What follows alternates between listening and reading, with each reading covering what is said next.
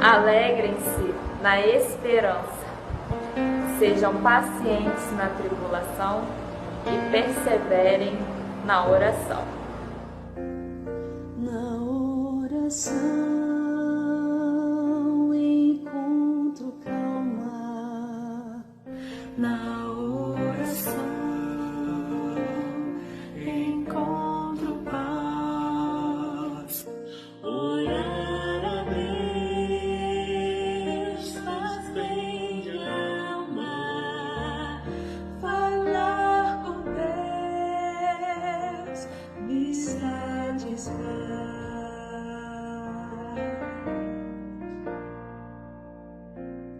Falar com Deus,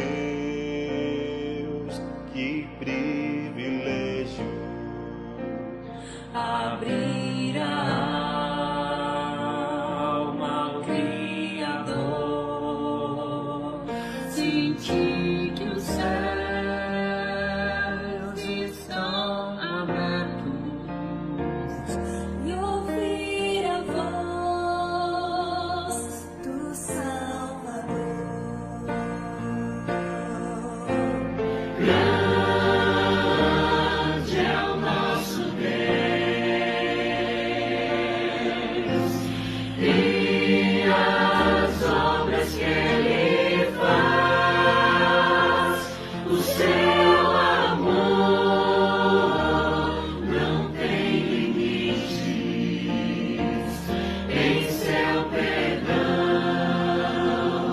encontro paz.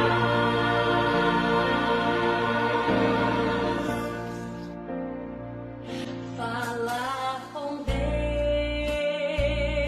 é o que preciso. Os fonte de poder, só nele a vida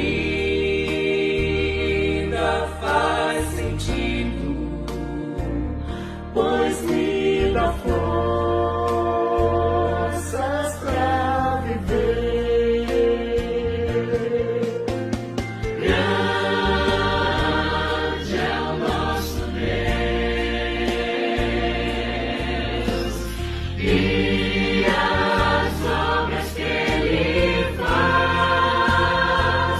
O seu amor não tem limites, em seu perdão encontro paz. Grande é o nosso Deus e as obras que Ele faz. O seu amor não tem limites, em seu perdão encontro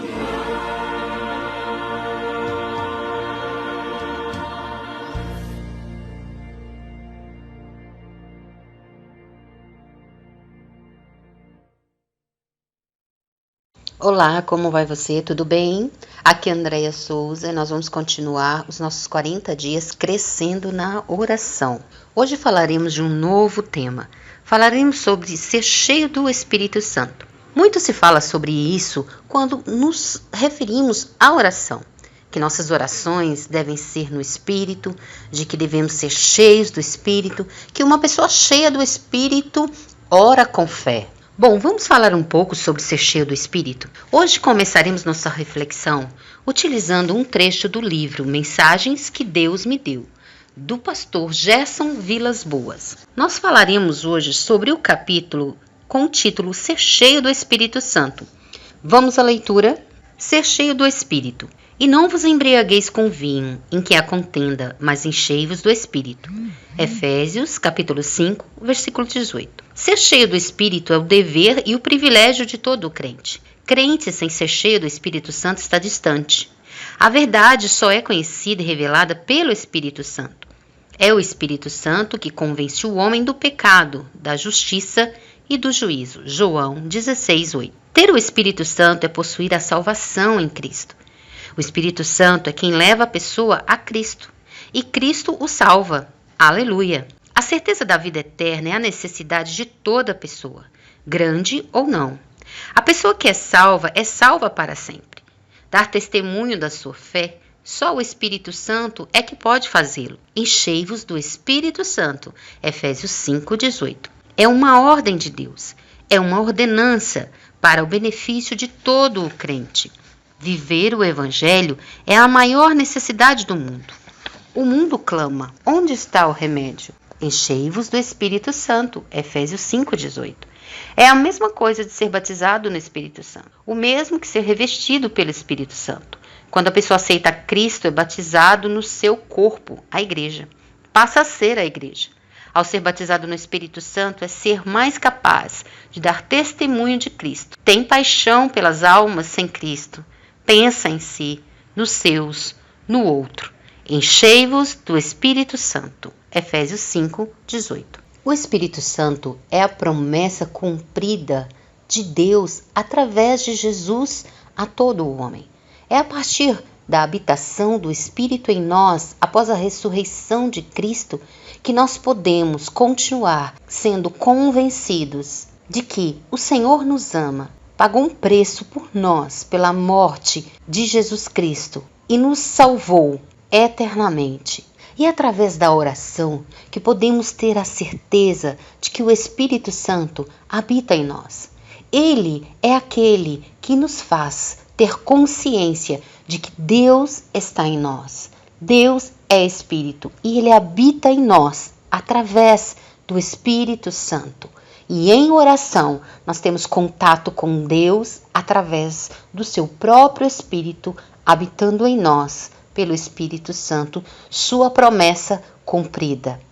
Por isso, estar em oração, continuamente em oração, em atitude de oração, é viver a vida de Cristo, é estar podendo concretizar a vontade de Deus na terra. É ser instrumento vivo para que a vontade de Deus, conforme Ele deseja, se cumpra dia a dia. Vamos ler uma experiência de oração muito interessante registrada no livro de Moisés Marinho de Oliveira. O livro se chama Manancial de Ilustrações. O autor nos relata uma experiência de oração muito interessante. Vamos à leitura? Alguém orou. Um emocionante episódio ocorreu certa vez em uma rústica cabana na África. Uma missionária acordou subitamente, pois tivera um pressentimento de perigo iminente. A apreensão lhe levara à desconfiança de que estava para ser atacada por alguma fera. Era uma noite cálida e a janela permanecia aberta, penetrando pela mesma o clarão da lua. Olhou em volta da cabana e nada indicava que houvesse algo errado. Todavia ela continuou presa de um esquisito pânico, o que a levou a acordar o seu marido. Começaram a dialogar em voz baixa. Eis senão, quando ao olharem ao lado da cama, viram uma horrorosa cobra cuja cabeça estava levantada, prestes a atacá-los com um bote. Rapidamente, o missionário, esgueirando-se, apanhou a carapina e com um certeiro tiro atingiu a cobra na cabeça. Mas a nossa história não está completa.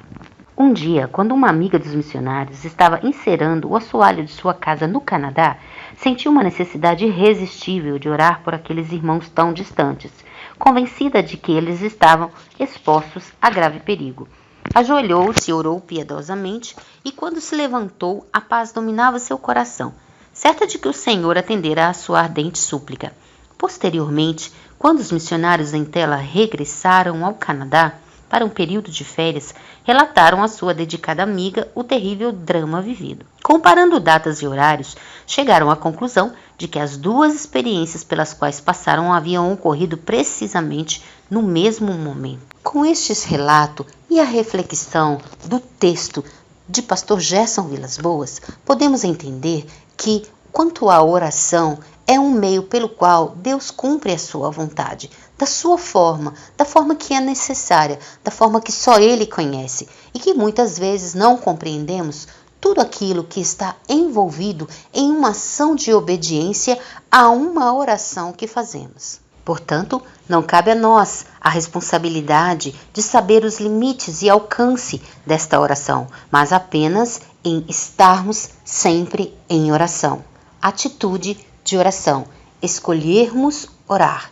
Peter Wagner, no seu livro Igrejas que Oram, nos fala algo muito importante sobre compreendendo a natureza da oração. Vamos ler o que ele diz.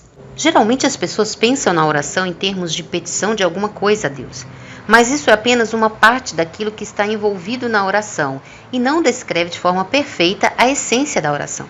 A maneira mais útil de compreender a ação da oração é perceber que ela é, basicamente, um relacionamento pessoal.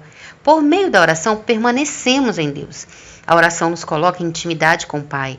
Trata-se de um relacionamento pessoal. Quando Jesus estava ensinando seus discípulos a orarem, ele recomendou que começassem dizendo: Pai nosso que estás nos céus. Mateus 6:8.